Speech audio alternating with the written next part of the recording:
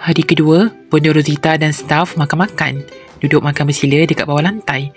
Kata Irfan, kenapa lagu sedih? Bonda kata, ini lagu kecewa saya. Lagu Zain Azin. Hari kedua kita makan-makan. Tapi kenapa background lagu ni macam ni ya? Lagu kecewa saya. Lagu kecewa saya.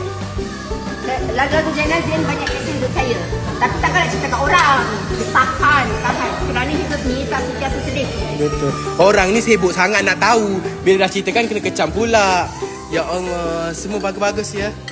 Bersila makan dekat bawah. Kakak?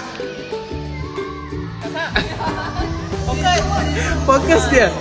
Ya Allah, sedapnya. Semalam kita makan lauk apa Kak Tema? Hari daging pun yang mantap. Hari ni kita makan sotong pula adik. Sotong di dalam mangkuk bukan sotong di luar.